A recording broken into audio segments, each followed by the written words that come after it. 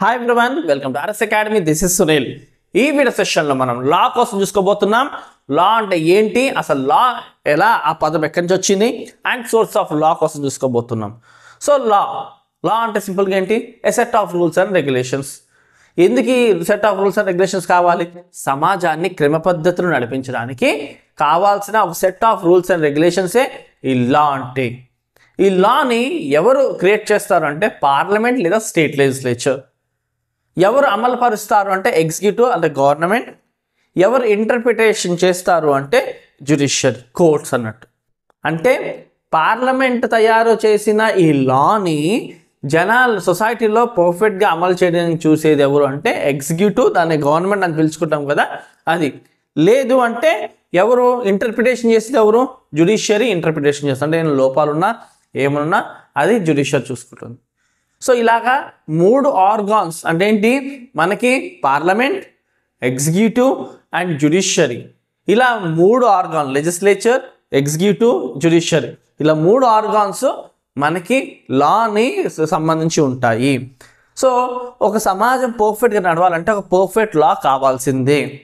So ఒక కుటుంబమే చూసుకోండి, ఆ కుటుంబము పద్ధతిగా నడవాలి అంటే ఆ కుటుంబానికి కొన్ని సెట్ ఆఫ్ రూల్స్ ఉంటాయి.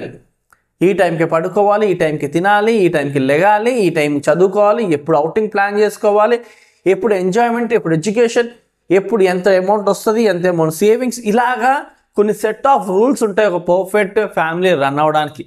అలాగే ఇంత పెద్ద దేశం రన్ అవ్వడానికి కావాల్సిన perfect set of rules and రెగ్యులేషన్సే ఈ లా. సో ఒక దేశానికి ఖచ్చితంగా పర్ఫెక్ట్ లా ఉన్నప్పుడే ఆ దేశం పద్ధతిలో వెళ్తుంది. సో చూడండి, ఇక్కడ law is a system of rules and regulations that governs a society. So law is created by parliament and state legislature and enforced executive and courts, enforced by executive and courts. And ఈ లా అనే పదం ఎక్కడి నుంచి వచ్చింది అంటే మన టియోటానిక్ అంటే German పదమైన log నుంచి వచ్చింది. ఈ లాగ్ అంటే అర్థం ఏంటంటే టు లే, to set or something fixed. So basic ఏంటంటే మనకి ఈ టర్మ్ లా అనేది ఎక్కడి నుంచి వచ్చింది, మనకి టియోటానిక్ జర్మన్ వర్డ్ అయిన లాగ్ అనేది దాని నుంచి వచ్చింది. ఈ లాగ్కి అర్థం, జర్మన్లో లాగ్కి అర్థం ఏంటంటే టు లే, to set or something fixed. ఒకటి క్రమ పద్ధతులు పెట్టడానికి కానీ లేదా ఒకటి రూల్స్ స్టిక్ ఉంచడానికి కానీ ఏమని పిలుచుకుంటాము, జర్మన్లో లాగ్ అని పిలుచుకుంటాం. ఆ లాగ్ నుంచే లా వచ్చిందని. ఇంకొకటి నుంచి కూడా the second dimension is that word law that it's root in Latin words ఏంటంటే jus and jungere which means bond or tie. అంటే ఏంటి, ఒక క్రమ పద్ధతిలో ఒక దిక్కున మనల్ని కట్టి ఉంచినట్టు, అంటే కొన్ని రూల్స్ ఆర్ రెగ్యులేషన్స్తో కట్టుబాటుతో మనల్ని ఫిక్స్ చేసినట్టు. జర్మన్ నుంచి వచ్చిన లాగ్ నుంచి వచ్చింది, అలాగే లాటిన్ వర్డ్ అయినా జస్ అండ్ జంగేర్ నుంచి కూడా ఇలా వచ్చింది వర్డ్. ఓకే, సో దానికి సంబంధించిన సోర్సెస్. సో మన దేశంలో, ఇండియాలో మన లాకి ఆధారం ఏంటి, ఎక్కడి నుంచి చట్టాన్ని తయారు చేసుకున్నాము లేదా ఎక్కడి నుంచి చట్టానికి సంబంధించిన రూల్స్ అండ్ రెగ్యులేషన్స్ ఉన్నాయి అని డీటెయిల్స్తో మాట్లాడుకుంటే ఫస్ట్ది కస్టమ్స్, ఆచారాలు. సో ఎప్పుడో నుంచి వస్తున్న ఆచారాల అనుగుణంగా మనము కొన్ని లాస్ ఉన్నాయి. సో అవేంటంటే రీజనబుల్గా ఉండాలి, ఎప్పుడో నుంచి వస్తున్నట్టు ఉండాలి, ఎప్పుడో నుంచి ఇమ్మోరియల్ అంటే ఎప్పుడో నుంచి రావాలది.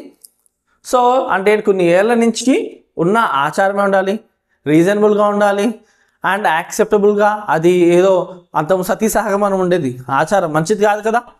సో ఏ ఆచారం అయితే ఎప్పుడునో తరతరాల నుంచి వస్తూ జనాలకి అది యాక్సెప్ట్గా ఉండి ఎవరిని హాని చేయకుండా ఉండే విధంగా అండ్ ఇప్పుడు మన లెజిస్లేచర్ చేసే లాకి ఎటువంటి వ్యతిరేకంగా ఉండకుండా ఉండేది, పీస్ని కంటిన్యూ చేసేటట్టుగా ఉండే ఆచారం ఏదైనా సరే లాగా కన్సిడర్ చేయొచ్చు. క్లియర్ కదా. సో మనకి కొన్ని సంవత్సరాలు, కొన్ని వందల సంవత్సరాలు వెనక్కి వెళ్ళేసరికి అప్పుడు ఆచారాలు బేస్డ్ ఆన్ నడిచేది. సో ఆచారాలు అనుగుణంగానే తండ్రి ఆస్తి కొడుక్కి రావడము, అది ఆచారం అనుగుణంగానే వస్తుంది కదా. సో అదే కస్టమర్ రన్ అవుతూ ఉంది. సో తండ్రి ఆస్తి పిల్లలకి వెళ్తుంది, ఆచారం. సో పెళ్ళి ఒక ఆచారం. సో అలాగేంటంటే మనకి కస్టమ్స్ బేస్ చేసుకుని లాస్ ఉండేవి. అప్పట్లో ఉన్న ఆచారాలు ఏవైతే మంచి ఉన్నాయో దాన్ని లా కింద ఇప్పుడు కంటిన్యూ చేసుకుంటున్నాం. నెక్స్ట్ రిలీజియన్, మతం. సో ఈ రిలీజన్ అనేది ఎందుకు అంటే దేవుడు అన్న భయభక్తులతో మనం ఎప్పుడు నడుస్తామో ఖచ్చితంగా మంచి మార్గాలను వెళ్తాం. సో ఒకప్పుడు ఏంటంటే ఏదన్నా ఇబ్బంది ఏదో గొడవలు జరిగింది అనుకోండి, అయితే రాజు తీర్చేవాడు, లేదు అంటే ఈ మత పెద్దలు లైక్ పూజారి ఉండొచ్చు, లైక్ ముస్లిమ్స్ ఇమామ్స్ ఉండొచ్చు, లేదా ఇంకా క్రిస్టియన్స్లో ఈ చర్చ్ ఫాదర్స్ ఉండొచ్చు. సో ఇలాగేంటంటే మత పెద్దలే మొత్తం అంతా తీర్పు తెచ్చేవాళ్ళు. సో అందుకోసమే ఈ రిలీజియన్ బేస్డ్ ఆన్ కూడా ఇప్పుడు లాస్ వచ్చి లైక్ హిందూలా ముస్లింలా అన్నది రిలీజియన్ ఆధారంగానే వచ్చింది. పర్సనల్ లాస్ మనకి రిలీజియన్ బేస్డ్ చేసుకుని వచ్చింది. లైక్ హిందూలాలోని మనకి ఏంటంటే ఇలా పెళ్లి చేసుకోవాలి, ఈ ఆచారాలు ఉండాలి, మంగళసూత్ర ధారణ, ఇలాగ 7 అడుగులు, ఇవన్నీ కూడా ఏంటంటే రిలీజియన్ అంతకుముందు చెప్పిన దాన్ని బట్టి ఉంది. సో డివోర్స్ ఉండొచ్చు, ఇన్హెరిటెన్స్ ఉండొచ్చు, ఇవన్నీ కూడా మనకి ఏంటంటే రిలీజియన్ మన మతంలోని ఎన్నో సంవత్సరాలుగా కొన్ని వేల సంవత్సరాల నుంచి ఫాలో అవుతున్న ఏదైతే పద్ధతి ఉందో ఆ అనుగుణంగా ఉన్నదాన్ని ఇప్పుడు లా కవర్ చేశారు. హిందూలా ముస్లింలా పర్సనల్ లాస్ అన్నీ కూడా రిలీజియస్ బేస్డ్ ఆనే ఉన్నాయి. ఓకే కదా. Next judicial decisions. సో ఇప్పుడు మనకి అందరికన్నా టాప్ కోర్ట్ ఏంటి? Supreme court. So supreme court ఏదైతే డెసిషన్స్ తీసుకుందో ఆ డెసిషన్స్ లోవర్ కోర్ట్స్ మీద బైండ్ అయి ఉంటాయి. సుప్రీం కోర్టు ఒక కేసులో ఏదైనా ఒక డెసిషన్ తీసుకుంది, ఆ డెసిషన్ కింద కోర్ట్స్కి లానే ఉంటాయి. అంటే పలానా కేసులోని సుప్రీంకోర్టు అలా తీర్పిచ్చింది కాబట్టి అట్లాంటి తీర్పే ఇక్కడ హైకోర్టులో కూడా వర్తిస్తుంది, డిస్ట్రిక్ట్ కోర్టులో కూడా వర్తిస్తుంది. అంటే జ్యుడిషియల్ డెసిషన్స్ ప్రీవియస్ మన జడ్జెస్ తీసుకున్న డెసిషన్స్ అన్నది హైకోర్టు టాప్ కోర్ట్స్ తీసుకున్నవి కింద లోవర్ కోర్ట్స్కి అమలు, అది కూడా వాళ్ళకి లా కింద పనిచేస్తుంది. Next scientific commentaries. సో న్యాయ నిపుణులు జ్యూరిస్టులు చాలామంది ఏంటంటే వాళ్ళ యొక్క ఏదైతే ఆలోచనలు ఉంటాయో వాళ్ళ యొక్క నైపుణ్యత న్యాయ నైపుణ్యతతో సంబంధించి రాసిన కామెంటరీస్ ఉండొచ్చు, అవన్నీ కూడా మనకి ఏంటంటే సోర్స్ ఆఫ్ లానే ఉపయోగపడతాయి. ఎన్నో మనకి లా థియరీస్ని బేస్ చేసుకుని కూడా లాస్ తయారు చేయడం జరిగింది, అందుకే సైంటిఫిక్ కామెంటరీస్. సో పాపులర్ జ్యూరిస్టులు ఉండొచ్చు, వాళ్ళు రాసిన కామెంటరీస్ బుక్స్ దాని ఆధారం కూడా లా తయారు చేస్తారు. And next equity. ఇది జడ్జ్ డిస్క్రిషన్ మీద ఆధారపడి ఉంటుంది. జడ్జ్ డిస్క్రిషన్ అంటే ఏంటంటే కొన్నిసార్లు లాలోని చాలా స్ట్రిక్ట్ రూల్స్ ఉండడం బట్టి ఆ సిచ్యువేషన్లో అక్కడ మనకి ఏంటంటే అక్కడ ధర్మంగా జరగాల్సింది ఏదైతే ఉందో అది అమలుపరచడాన్ని ఈక్విటీ అంటారు. సో చట్టం ప్రకారంగా ఉన్న దాంతో కాకుండా అంటే లా ప్రకారంలో ఉన్నదో కాకుండా దాన్ని బియాండ్ జడ్జి ఆలోచించి అక్కడ న్యాయం జరగాలి అంటే అక్కడ స్ట్రిక్ట్ రూల్స్ ఏవైతే ఉన్నాయో అమలు చేస్తే అవ్వదు. అలాంటప్పుడు ఫెయిర్నెస్ ఆఫ్ జస్టిస్ జరగాలి అంటే ఈక్విటీ ప్రిన్సిపల్ని అమలు చేయాలి. ఈక్విటీ ప్రిన్సిపల్ అంటే ఏంటి? అక్కడ జరగాల్సిన ధర్మాన్ని ఏదైతే ఉందో అది అమలు చేయడం. సో అంతేకాని రూల్స్ ప్రకారంగా వెళ్తే కనుక అక్కడ వాళ్ళకి ఏంటంటే ఎఫెక్ట్ న్యాయం చేయలేము, జస్టిస్ చేయలేము. అలాంటప్పుడు ఈక్విటీ ప్రిన్సిపల్ని అమలు చేస్తాము. మీకు క్లియర్గా అర్థమైంది అనుకుంటున్నాను. సో ఫర్ ఎగ్జాంపుల్ మీకు అర్థమయ్యేది చెప్పాలి అంటే మనకి అటెండెన్స్ షార్టేజ్ అయింది, కాలేజీకి ఎగ్జామ్ రానియకూడదు, కానీ ఆ పిల్లాడు ఏంటంటే ఫీవర్తోనే మానేశాడు, జెన్యూన్ రీజన్ ఉంది. అలాంటప్పుడు రూల్స్ కాదు కదా, సో అర్థం చేసుకోవాలి. అర్థం చేసుకుని ఏం చేయాలి? ఎగ్జామ్ రాయనియాలి. అదే ఈక్విటీ ప్రిన్సిపల్ అంటే.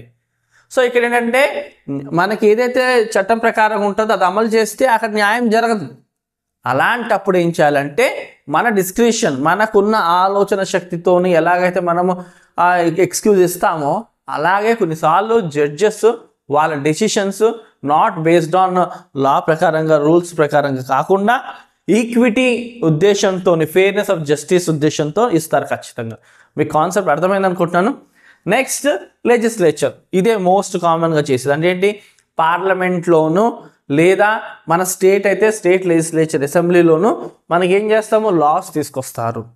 పలానా దాని మీద పలానా లా బేస్డ్ ఆన్ తీసుకురావడం జరుగుతుంది. సో ఆ లా పాస్ అవ్వాలి అంటే ఎన్ని మెజార్టీ ఉండాలి, దాంతో లా అనేది పాస్ అవుతుంది. సో ఇప్పుడు ఐపీసీని రీప్లేస్ చేస్తూ వచ్చిన కొత్త చట్టాలు ఏవైతే ఉన్నాయో అవన్నీ కూడా లెజిస్లేచర్ బేస్డ్ ఆన్ అంటే ఏంటి? పార్లమెంట్లోనే ఆ యాక్ట్స్ని ఎనాక్ట్ చేశారు కాబట్టి ఇప్పుడు అమలు చేస్తున్నారు. క్లియర్గా అర్థమైంది కదా. ఫస్ట్ది ఆచారాలు బేస్డ్ ఆన్ అంటే కొన్ని వందల ఏళ్ల క్రితం నుంచి వస్తున్న ఆచారాలను బేస్డ్ ఆన్ మనం లా కూడా ఉంటుంది.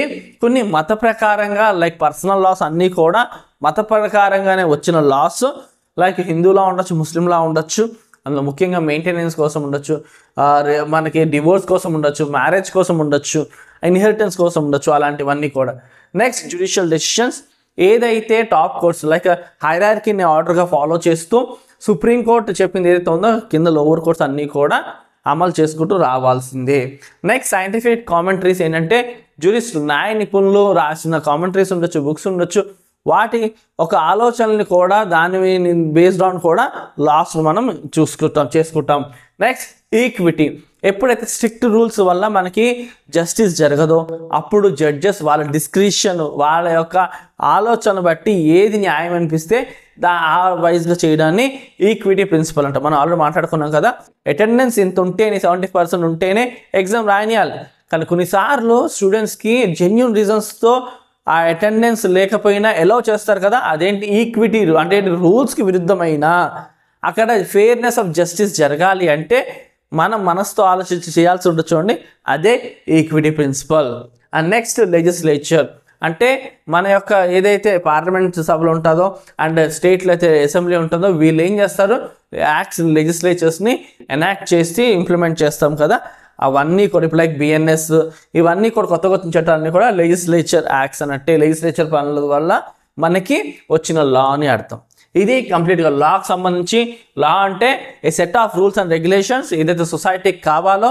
సో దానికి ఇప్పుడు లాటిన్ పదం నుంచి వచ్చింది అండ్ జర్మన్ పదం నుంచి కూడా వచ్చింది. జర్మన్ పదం వచ్చేసి లాగ్ అండ్ లాటిన్ పదం వచ్చేసి జస్ట్ జంగేరి. ఓకే, ఐ హోప్ మీకు ఈ క్లాస్ చాలా క్లియర్గా అర్థమైంది అనుకుంటున్నాను.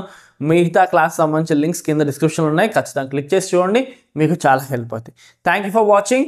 అండ్ స్క్రీన్ షాట్ కావాలనుకున్న వాళ్ళు స్క్రీన్ షాట్ చేసుకోవచ్చు ఈ మ్యాటర్ని. అండ్ అలాగే దీనికి సంబంధించిన నోట్స్ పీడిఎఫ్ కింద లింక్స్ ఇస్తున్నాను, ఖచ్చితంగా పీడిఎఫ్ చూడండి. డీటెయిల్గా మీకు కస్టమ్ రిలీజన్ వీటి గురించి నేను ఎక్స్ప్లెయిన్ చేసింది ఏదైతే ఉందో అది మీకు నోట్స్ రూపంలో కావాలంటే కూడా పీడిఎఫ్ ఉంది, క్లిక్ చేసి చూడొచ్చు, మీకు చాలా హెల్ప్ అవుతుంది మీ ప్రిపరేషన్కి.